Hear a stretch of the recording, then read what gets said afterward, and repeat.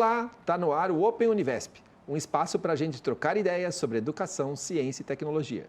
A conversa de hoje é com um professor que tem a vida dedicada ao ensino da matemática. Ele tem graduação, mestrado e doutorado em matemática pela USP. Atualmente é professor colaborador sênior do Instituto de Matemática e Estatística, também da USP. Ele já trabalhou com alunos de todas as idades e é um professor muito querido aqui na Univesp, né? É uma das coisas que eu sempre falo, né, professor? Que é incrível você ver os alunos de engenharia colocar sempre um professor de cálculo como o professor homenageado da turma. Né? É empresário da área de educação, membro da diretoria da Aliança Francesa de São Paulo, foi assessor de Relações Internacionais na USP, diretor do Centro Interunidade de História da Ciência, também da USP, e membro da diretoria da Sociedade Brasileira de Matemática. Professor, bem-vindo. Muito obrigado, é uma honra, é um grande prazer estar aqui com você. Então vamos começar pelo começo, professor. O que fez o senhor estudar matemática? Eu sempre gostei muito de matemática e de ciências em geral. Desde adolescente, eu lia muitos livros de divulgação científica, de todas as áreas. Mas a matemática tinha um apelo muito grande. E quando eu fui me aproximando da época do vestibular, a coisa foi afunilando, eu fiquei muito em dúvida entre matemática e física.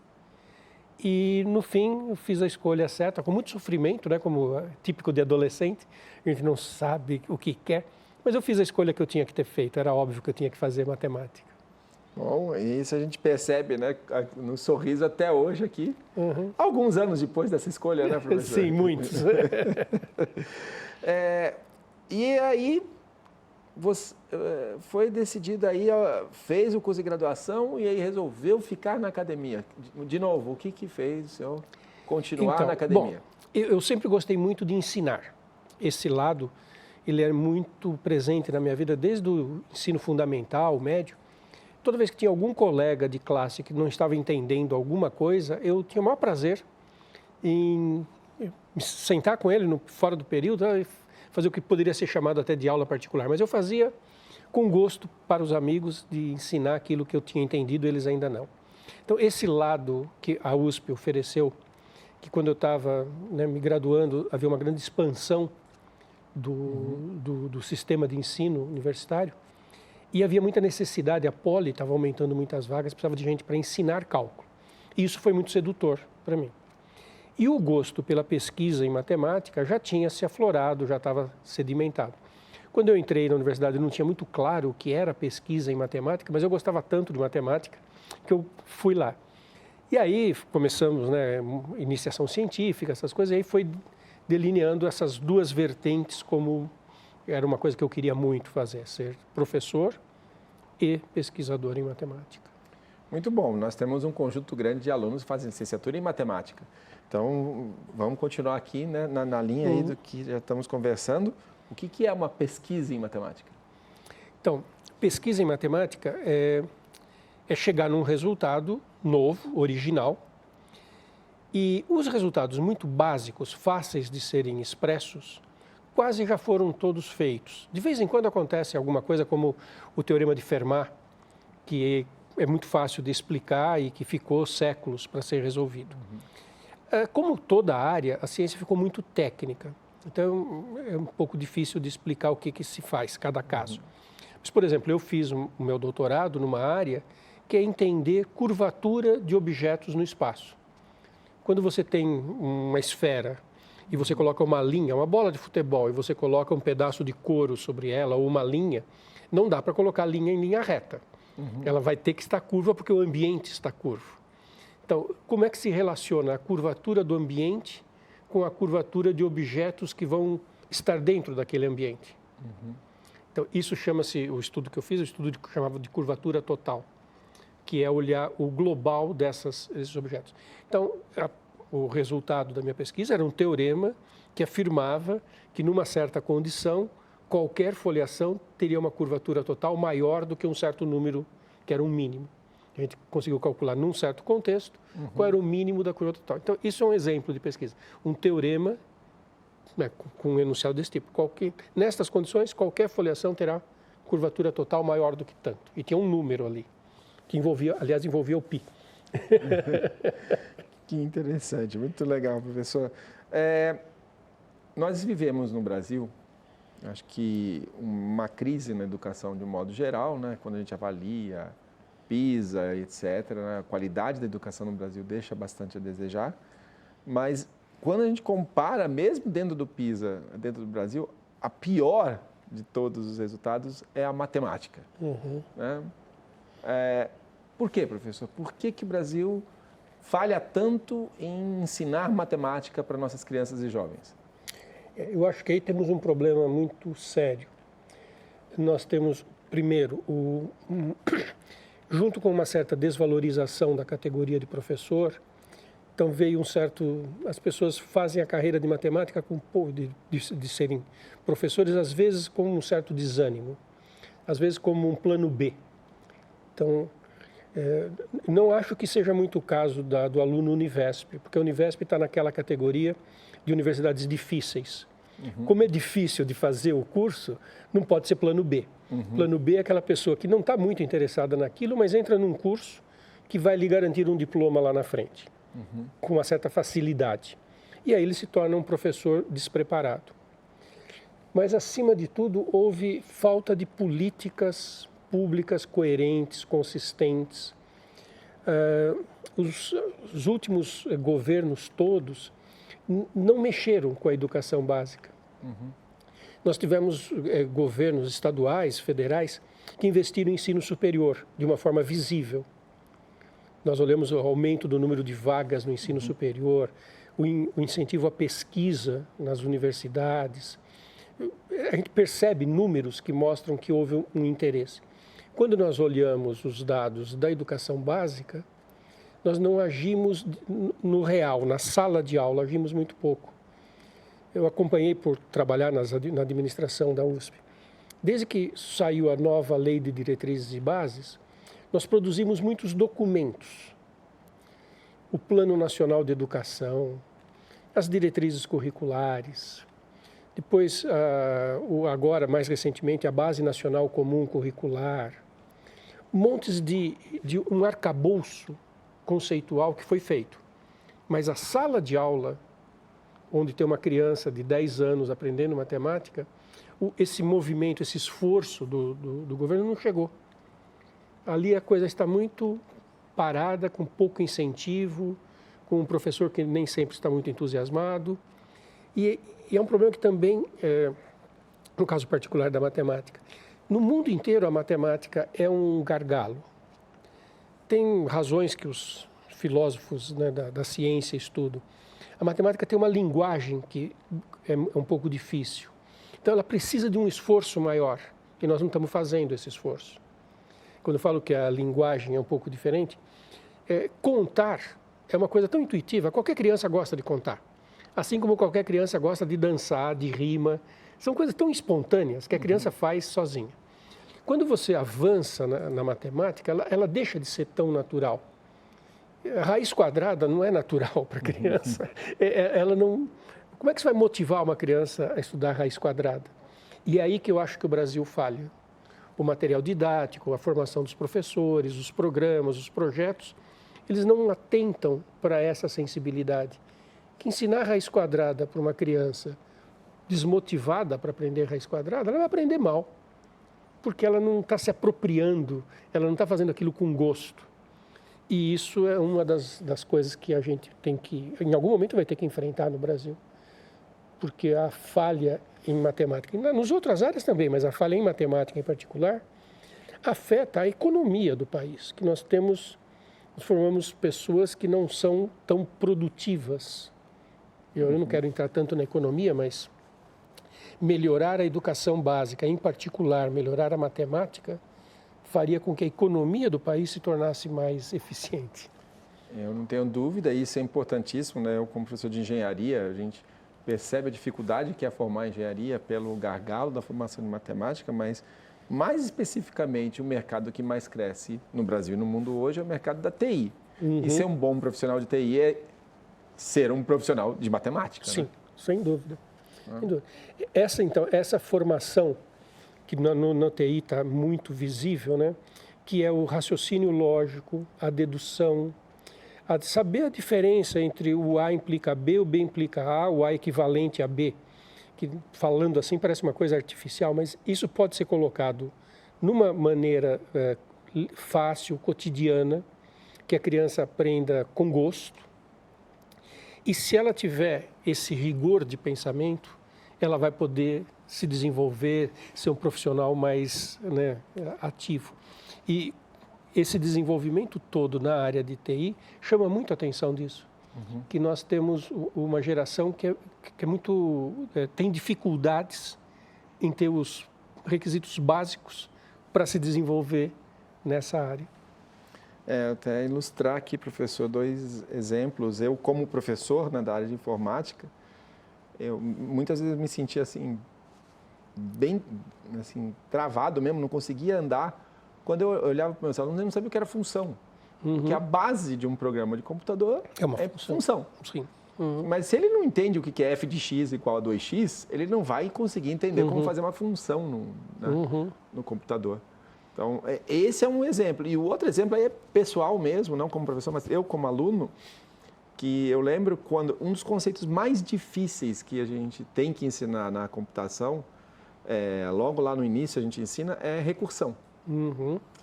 E eu aprendi recursão muito facilmente, porque eu olhei para a recursão e falei, isso é princípio da indução finita. Eu já vi isso no nível médio. Né? Perfeito.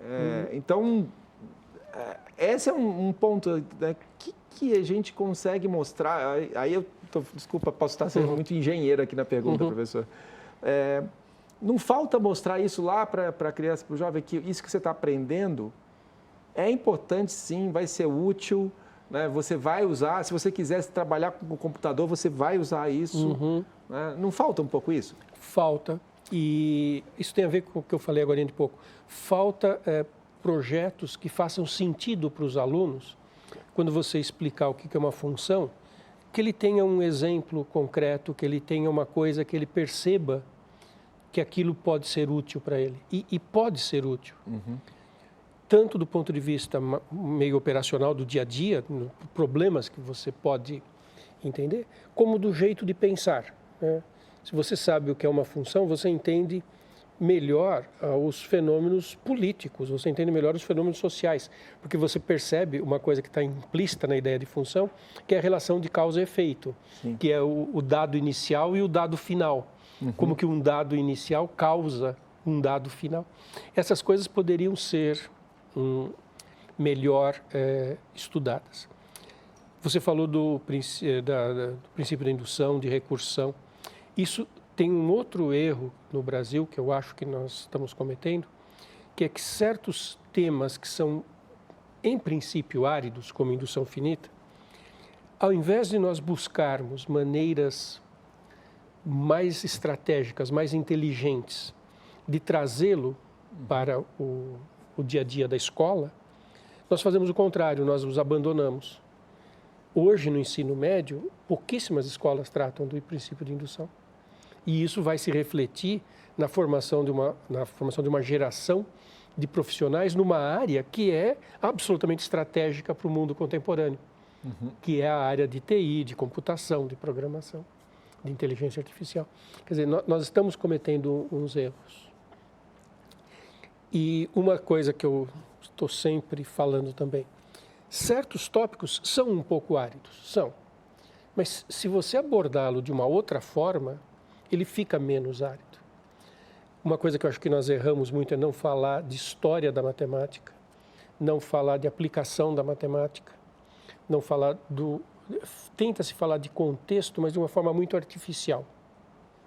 Então, esse exemplo de contexto, uma das nossas universidades mais prestigiadas, uma vez colocou num vestibular uma questão contextualizada, que era assim, o fiscal do IBAMA aprendeu um certo número de aves silvestres e ele decidiu que ele ia soltá-las na natureza seguindo uma progressão aritmética. E aí vem uma pergunta de PA. Agora, que contextualização que é essa? Ninguém solta aves na natureza seguindo PA. É uma contextualização que depõe contra, né? Faz pensar que contextualização é uma coisa tola, quando não é, né? Então, eu acho que nós teríamos que nos debruçar sobre isso, sobre tornar certos conceitos que podem ser chatos, mas torná-los palpáveis. A Base Nacional Comum Curricular, ela faz propostas que são lindas, lindas. Quando ela fala do Teorema de Pitágoras, ela fala não só que o aluno vai aprender o teorema em si, a demonstração do teorema, que é uma coisa abstrata, sofisticada, mas também os exemplos concretos. E existem exemplos concretos sedutores. Tem muitos que são fáceis de fazer. Você constrói uma caixinha, ao invés de fazer um triângulo, provavelmente você faz caixinhas em cima dos lados e mostra para o aluno que, na verdade, os volumes dos catetos é igual ao volume em cima da hipotenusa, colocando matéria, grão de arroz, água, qualquer coisa. Então, isso concretiza o Teorema de Pitágoras. Então, dá um conceito muito forte, eu já vi, eu gostei muito, do que é o quadrado, né? Isso. O quadrado é um quadrado. É um quadrado mesmo. É literalmente isso. um quadrado, né? Então, isso é muito rico e possível de ser explorado. Uhum. Agora, como eu falei agora de pouco, a Base Nacional Comum Curricular é um documento lindo. E o que foi feito para que ele virasse atividade concreta na sala de aula? E aí não adianta só o professor, né? O professor sozinho não consegue. Uhum. Aí entra material didático, entra estrutura na escola, entra o apoio pedagógico, entra toda uma estrutura que tem que ter na escola para que o professor possa pegar o conhecimento que ele aprendeu na faculdade e transformar numa ação concreta na sala de aula que gere alguém que goste do Teorema de Pitágoras. Interessante, muito interessante. E seguindo aí nessa linha de como a gente tornar mais motivador, eu falei aqui, né, do quanto a matemática é importante para a computação. Eu tenho até medo de falar isso, tá, professor? Porque muitas vezes eu vejo pessoas, eu quero fazer computação. Quando eu falo é muito parecido com matemática, a pessoa desiste. Né? Eu vejo muita gente, a gente tem 100 mil vagas abertas no Brasil na área de TI. Né? E não conseguimos atender. E um dos motivos é que quando as pessoas entendem que computação é matemática, as pessoas se assustam. Às vezes a gente fala, não, é matemática, mas veja bem, não é matemática. Né? Mas a gente está falando, a matemática é importante para a computação, mas será que uma boa ferramenta para incentivar a aprender matemática também não seria usar a computação, colocar a computação, como a BNCC agora fala do pensamento computacional, ela não seria uma boa forma de mostrar para aquelas crianças e jovens, olha, a matemática está ali. Você quer aprender a fazer um joguinho, tem que saber matemática. Eu não tenho dúvida, mas você falou duas coisas com as quais eu concordo inteiramente, que eu estou muito convencido de que a gente tem que pensar. Essa história de que a matemática está na base da computação, eu acho muito saborosa, eu gosto muito dessa ideia. Quando nós olhamos para as universidades, né, onde tem mais pesquisa, no departamento de computação da USP, tem vários pesquisadores de primeiríssima linha que poderiam estar no departamento de matemática pura. Que eles estão fazendo algoritmos, fazendo coisas que não se distinguem da matemática pura. Então, tem áreas da computação muito mais aplicadas, né, computação gráfica, coisas mais concretas. Mas você tem toda a razão. A matemática está ali na raiz da programação. O outro lado que você está falando, eu acho tão importante, Marcos, e aí eu sou muito crítico isso não é só no Brasil, e não é só na educação básica, fundamental e média, também no ensino superior. Se você me contou outro dia, nós estávamos conversando em particular, você falou que sua filha acabou de entrar na engenharia da Unicamp. Você vai observar que os cursos de matemática da engenharia da Unicamp, isso não é nenhuma crítica da engenharia da Unicamp, porque no ITA, na Poli também está igualzinho. Os cursos são mais ou menos do mesmo jeito que eles eram quando você foi aluno e quando eu fui aluno, que é mais anterior ainda. Nós estamos perdendo o timing de trazer para a sala de aula o avanço tecnológico. Isso é um desafio enorme, mas eu acho que tem que ser encarado, que nós já estamos perdendo tempo com isso. Eu costumo dar exemplo de coisas assim. Matemática é diferente, matemática e todas as exatas, né? Um pouco diferente de outras áreas no sentido de que para nós a repetição é importante. Então, quando você ensina certas coisas de matemática, ou mesmo de física, precisa fazer um pouco de exercício repetitivo. Eu já tive muitas conversas com pessoas da área de educação que não entendiam muito bem, até aqui na Univesp, mas aqui foi fácil de dialogar. Mas que às vezes a gente faz o que na área de exatas? Se discute um assunto com os alunos e depois se faz uma lista de exercícios que tem 10 exercícios que é calcular a derivada de uma função. E aí eu já ouvi muitas vezes isso, mas você já não fez, não ensinou como é que calcula a derivada? Eu ensinei. Por que o aluno tem que fazer 10 vezes igual? Ele precisa fazer essa repetição. Isso eu não tenho dúvida. Então tem que ter no ensino de matemática um pouco de atividade repetitiva. Ótimo. Agora, e essa meio manual mesmo, pode fazer no tablet, mas é o aluno repetindo. Agora, o que nós não estamos fazendo? Eu posso fazer uma pergunta mais complicada, em que as contas são infactíveis manualmente, mas ele vai fazer no recurso tecnológico. E ele vai se dedicar às ideias daquilo. Seria um estudo por projetos. Isso nós não estamos fazendo.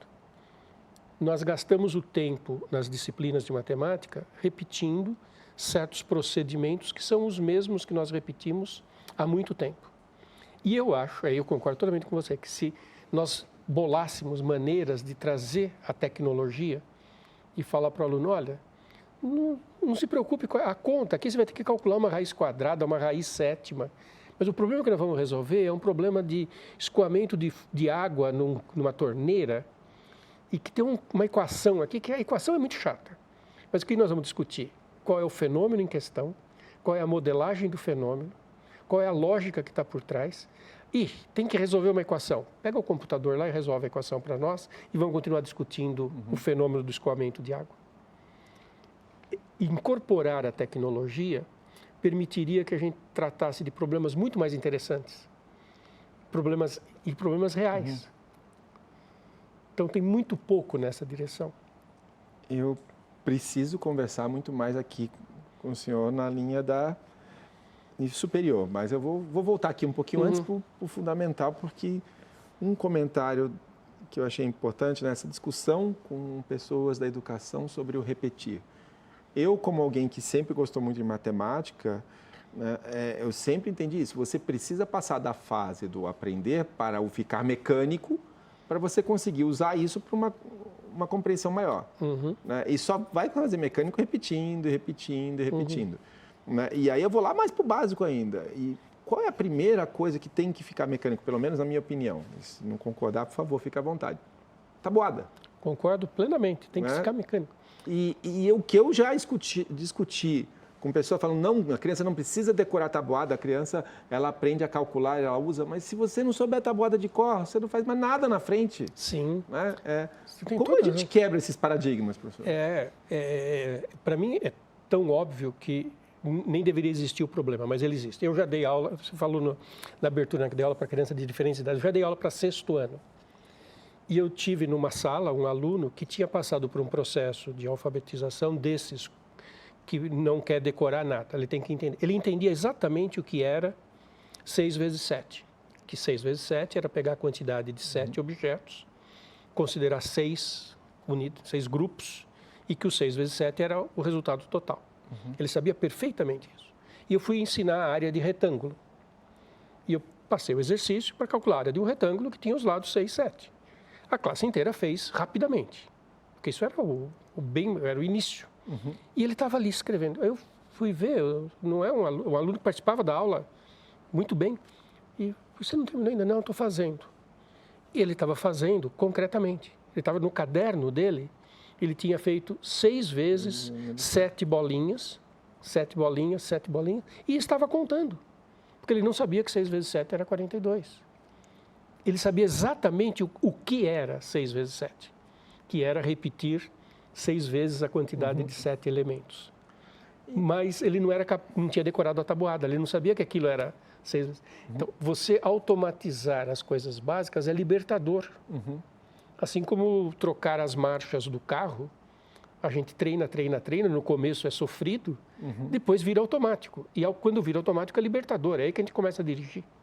Aí começa a ter prazer em dirigir, né? Você não está preocupado com o câmbio, você está preocupado... Né? Isso. Então, você tem toda a razão. Lá atrás, e achar esse equilíbrio, e está ficando cada vez mais difícil achar esse equilíbrio. Porque eu brinco, né, dizendo para os professores jovens, né, para os alunos de licenciatura, que eles vão continuar professores pelos próximos muitos anos e que eu já estou velhinho, daqui a pouco eu não estou nem mais vivo, né? Mas lidar com essa questão, um pouco de repetição que tem que ter, incorporação de tecnologia, alunos que estão sendo alfabetizados digitalmente. Como é que vai ser dar aula para esse aluno daqui a 10, 20 anos? É um desafio, porque o digital, ele tende, se ele não for bem usado, a substituir um pouco de memorização. Se a criança aprende muito rapidamente a fazer a continha na calculadora, ele não vai fazer 6 vezes as 7 bolinhas, mas ele também só sabe fazer na calculadora. E aí, se ele não tiver calculadora, ele não sabe quanto que é a resposta. Então, esse desafio é uma das coisas mais fascinantes que tem. Eu adoraria ter 20 anos, estar começando a carreira de professor e pensar, esse é um desafio que eu quero lidar. Como fazer, né, no processo educacional, lidar com tudo isso. Trazer a tecnologia, de modo que ela seja libertadora e não nem substitutiva e nem aprisionante. Trazer os conceitos, manter quanto de repetição que tem que ter e fazer o aluno gostar disso tudo. É um belíssimo desafio. Eu tive uma conversa aqui na TV Cultura, e a pessoa estava comentando assim, mas como que você pode gostar de matemática? E eu pensando aqui, eu acho que eu não gosto tanto da matemática pela escola, mas eu gosto da matemática porque eu sou filho diferente. Na época não existia calculadora, não existia balança eletrônica, né? E eu aprendi a fazer conta com meu pai. Até hoje eu faço conta muito rápido porque eu aprendi certas técnicas de como fazer cálculo que eu não aprendi na escola. Né? Mas eu via que aquilo era importante, eu via que saber a tabuada era importante. Né? E aí eu tenho 3 filhos que os 3 adoram matemática. Né? E não é genético, né? É assim, quando você está numa casa que o pai e a mãe são engenheiros, professores de engenharia e gostam de matemática, você mostra o prazer da matemática, né? Então, aí está, acho que um pouco do segredo. A gente precisa mostrar para as crianças que isso é divertido, né? E acho que existem alguns preconceitos também. Por exemplo, na tabuada. Ah, mas é muito chato decorar. Eu fiz meus filhos decorar a tabuada de um jeito que eles adoravam. Eu ficava, né? A gente ficava repetindo no carro, andando para lá e para cá. Aí depois a gente fazia um desafio para ver quem respondia mais. Né? Não tem como ter essas coisas, mas não um pouco de preconceito dizer que isso é chato, que isso não é legal? Sim. As coisas mais... você tocou aí num ponto que é muito importante, Marcos. As coisas mais básicas, por exemplo, a tabuada, existe uma grande quantidade de jogos no mercado, em que é tipo jogar um dominó, em que você vai ter que casar o 3 vezes 2 que está numa peça, na outra tem o 6. Então, você vai ter que saber que o 3 vezes 2 é o 6 para poder encaixar as pecinhas do dominó. Então, existem outras várias variantes, jogo de memória. Então, para as coisas bem básicas, tem uma quantidade boa de materiais no mercado que a gente consegue fazer de uma forma lúdica. Então, até aí foi. Agora, quando começa a subir um pouco o nível de abstração, eu sempre me lamentei que eu nunca vi um estudo assim, profundo de onde estão as dificuldades de aprender função, como você citou. Porque eu não conheço ninguém que conheça matemática em profundidade, teorias cognitivas, psicologia, pedagogia, que conheça tudo, para olhar e falar o que tem que ter, né, qual é o estágio intelectual que a criança tem que ter superado para que uma função faça sentido. As crianças que não entendem função, qual é a barreira? Onde é que está pegando? O que está pegando que ela não entende? Tem muito pouco estudo. É uma área que eu adoraria ter 20 anos e começar a fazer uma carreira em cima disso. Tem alguns milhares de estudantes de matemática que podem continuar o trabalho aqui. Sim, olha. Seria importantíssimo. Tem coisas muito ricas para serem estudadas como tema para a continuidade dos estudos mesmo. Bom, eu falei que eu sempre adorei matemática, mas quando eu entrei na universidade, primeiro o cálculo 1 me fez começar a não gostar de matemática. Né? E eu sempre falo, o problema do cálculo 1 é que ele não era lógico. Eu gostava da matemática da lógica e o meu cálculo 1 era um cálculo muito de decorar. Né? Dado um epsilon, existe um delta, tal que a função é diferenciável. Mas o senhor é um professor mais homenageado da Univesp dando cálculo. né? Qual é o seu segredo? A gente tem que aprender que não pode começar com epsilon e delta. Para quem não é da matemática não vai entender o que é o epsilon e delta, né? Mas o epsilon e delta é resultado de um movimento que durou séculos de depuração do rigor dentro da matemática e que só ocorreu na virada do século XIX para o XX, com o Cauchy. O Newton, quando criou o cálculo, ele não falava em epsilon e delta. As pessoas não tinham nem percebido a necessidade de. Então, eu tenho um relativo sucesso com o cálculo porque eu tive bons exemplos para seguir. Inclusive, o cálculo 1, que foi gravado pela Univesp TV, um dos primeiros que foi gravado, que é do Renato Pedrosa, um colega seu da Unicamp, né? Ele é um cálculo 1 maravilhoso e ele não fica... Ele tem essa dinâmica de saber qual é o momento de falar da parte mais técnica, mais rigorosa, menos... A intuição é fundamental. O cálculo se desenvolveu em cima de coisas intuitivas, desde o Arquimedes, passando por todo o período do começo do Renascimento. E abrir mão da intuição no ensino de cálculo é um erro. Então, talvez eu consiga ensinar um pouco de cálculo para os alunos, porque eu não carrego demais no formalismo antes da hora. Deixo o formalismo para o momento certo. O senhor tem uma carreira que não é tão tradicional para um professor universitário, né? Inclusive ensinando crianças, né? Isso talvez tenha feito parte dessa diferença? Sim, sem dúvida. Eu aprendi muito com os alunos que tinham dificuldades. Aí tem uma característica que tem pessoal que todo professor deve ter, né? Estar aberto a aprender com o aluno que não é capaz de aprender direito. Eu aprendo, como professor, eu aprendo muito com o aluno que tem dificuldade. Estar sensível a esse aluno, parar e tentar entender por que esse aluno está tendo dificuldade, onde é que está o gargalo, por que ele está tendo dificuldade em continuar. E sim, eu acho que as experiências que eu tive com diferentes faixas etárias, mas o principal é você estar com essa atitude. Eu sempre falo para os colegas, né? Quando a gente é muito inexperiente, recém-graduado, quer dar aula, a gente adoraria dar aula do tema pelo qual a gente fez doutorado. O tema que eu mais adoraria dar aula era falar dos meus teoremas do meu doutorado. Mas não é isso que o aluno precisa ouvir. E então eu tenho que entrar para a sala de aula não para me satisfazer, para criar as condições para que o aluno cresça. E depois que ele cresce, depois que ele avança, passa um tempo e ele olha para a gente e fala: professor, poxa, eu consegui avançar graças à sua ajuda. Aí a gente se satisfaz. A gente não se satisfaz entrando na sala de aula pensando em si próprio. Entra na sala de aula pensando no outro. Lá na frente vai ter o retorno e aí você tem todo o prazer de olhar para trás e falar: eu acertei a mão. Que é o que os alunos da Univesp têm feito comigo, né?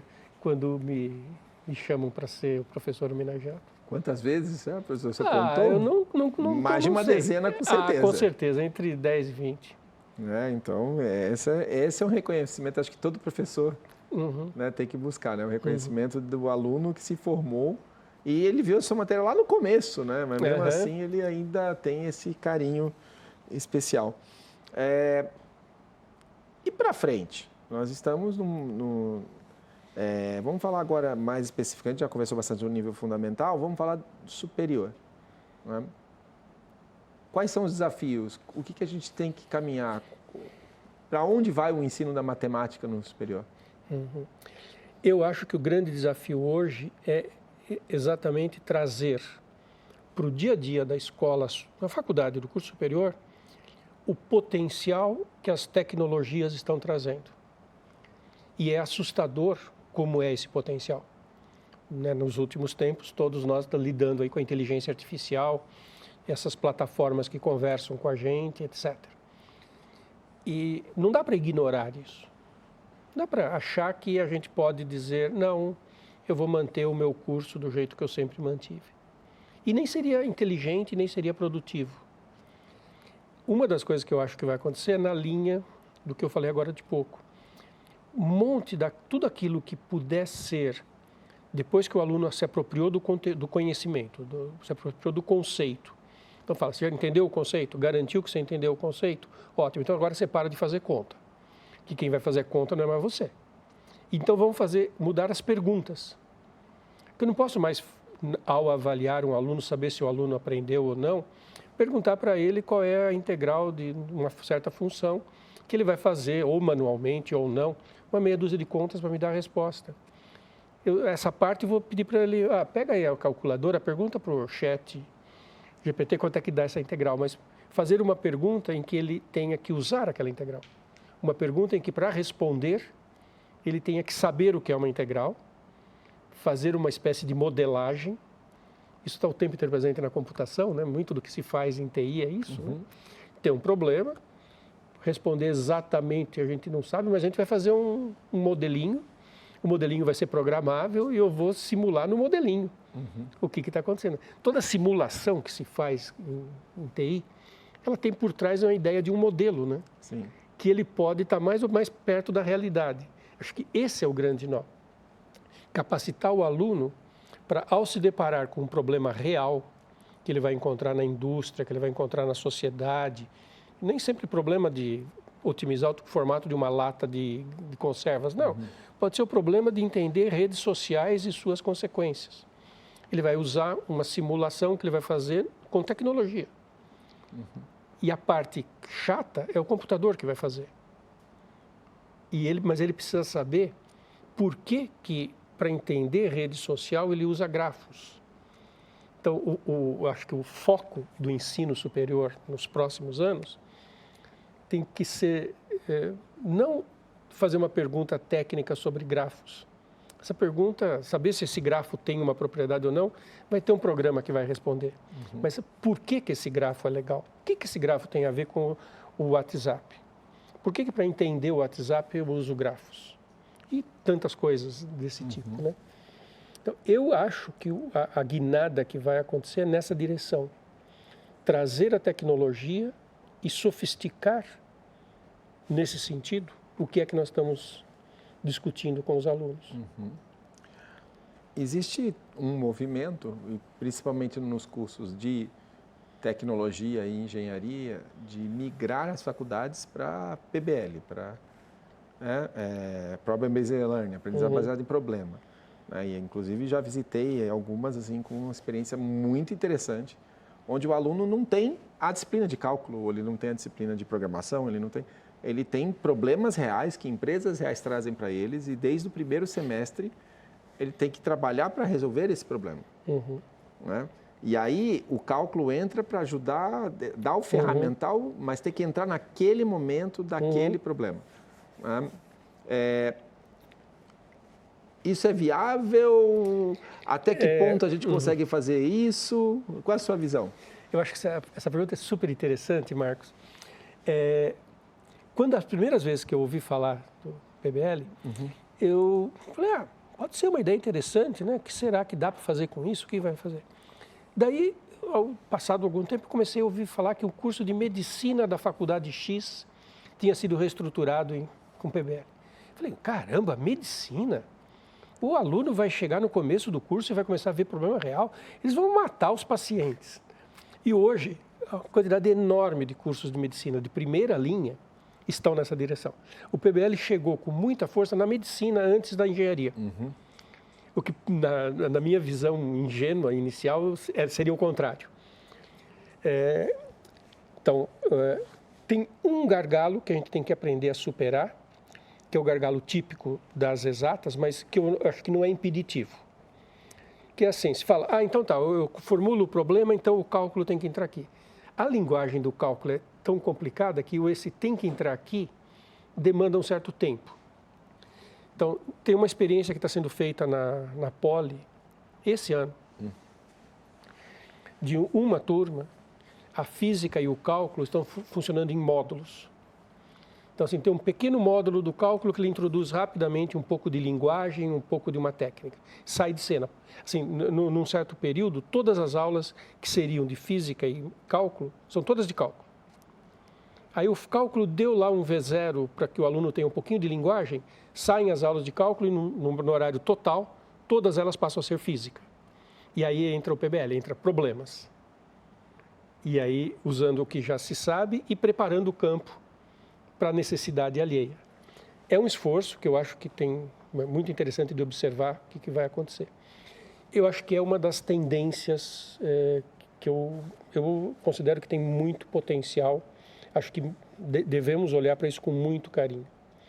Lembra um pouco a aula invertida. Tem uma certa concepção parecida com a aula invertida, né? Que o professor faz uma primeira abordagem, lança ali uma semente, pede para os alunos trabalharem e depois faz um fecho.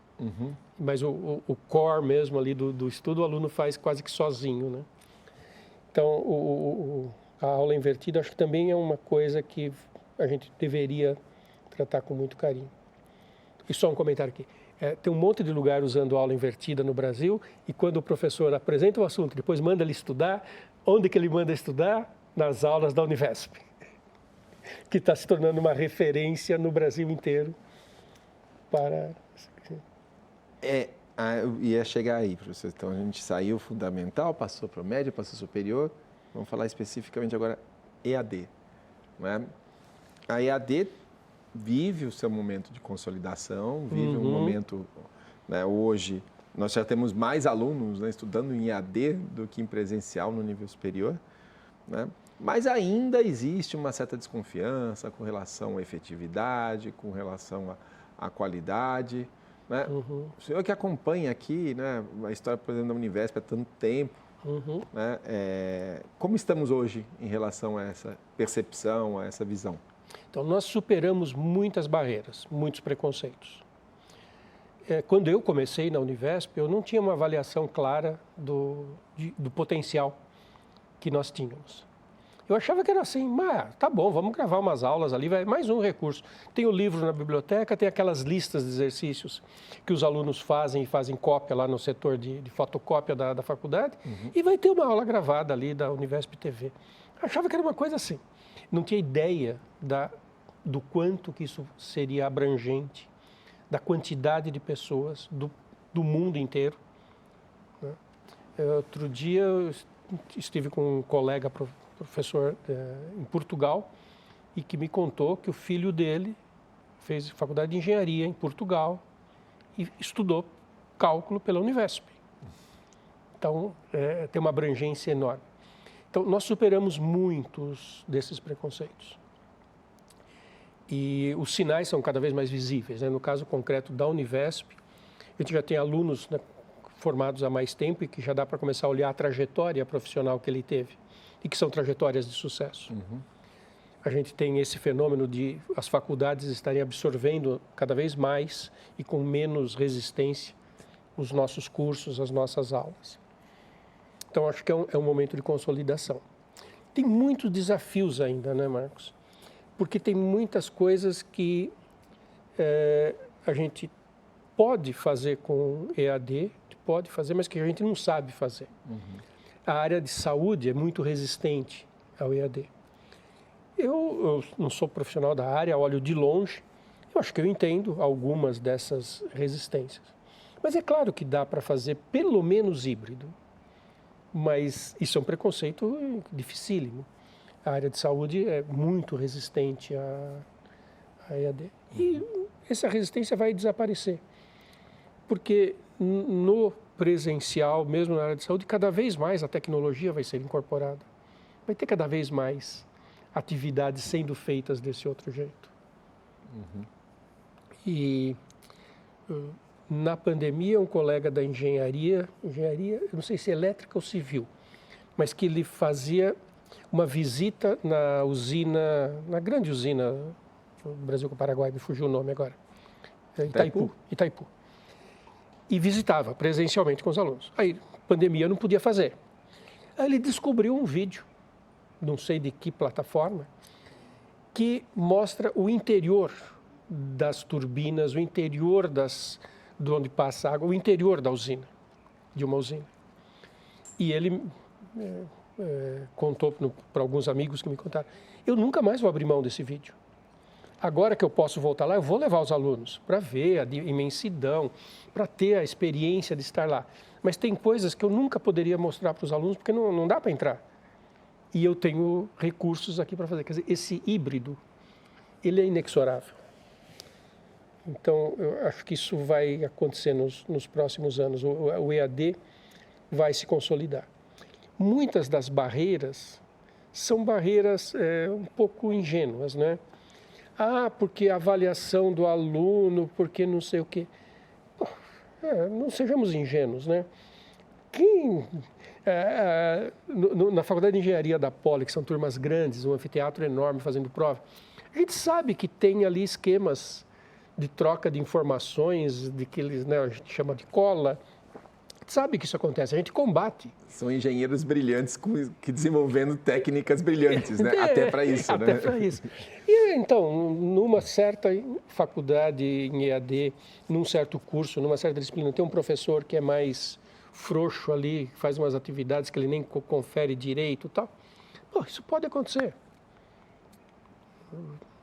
Já tive situação de eu não poder aplicar uma prova, pedir para um colega aplicar. Quando eu li o resultado, era evidente que todo mundo ali tinha feito junto, fui falar com ele. Ele nem tinha se dado conta, fui falar com os alunos, falaram, professor, ele ficou lendo um livro enquanto eu tomava conta da prova, a gente colou mesmo. Quer dizer, não é particular de uma forma, depende de como você implanta as políticas, as estratégias.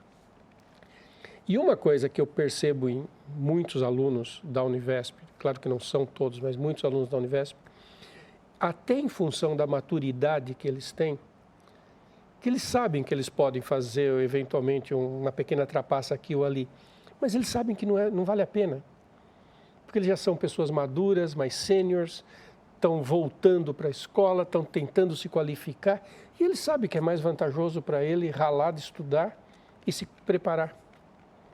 Então, eu acho que a EAD vai se consolidar. A grande coisa que eu não sei é como é que vai ser nessas áreas, tipo área de saúde, como é que ela vai evoluir. Mas eu acho que o híbrido vai ficar cada vez mais presente. Eu vejo isso em algumas faculdades, em alguns cursos, nem posso falar muito porque é extraoficial, né? O curso voltou totalmente presencial. Aí tenho suficiente liberdade para perguntar para o amigo, que é uma outra área, né? Você está indo lá? Olha, para falar a verdade, o curso é presencial, mas eu estou usando um monte de coisas que eu aprendi durante a pandemia e tem uma quantidade de atividades que eu faço remotamente. E os alunos adoram, porque eles não têm que ir todo dia na faculdade. Então, eu acho que o híbrido vai ocupar um espaço aí. Muito bom. A gente está terminando o tempo, a gente podia conversar mais umas 3 horas aqui, né, sim, professor? uma delícia. Que bom que a gente se encontra sempre e vai ter mais espaços para conversa. Mas eu queria pedir aqui um último comentário seu, tentando a olhar para uma preocupação do Brasil como um todo. A gente tem hoje uma falta grave, crônica de professores, né, formação de professores, em especial em matemática, né?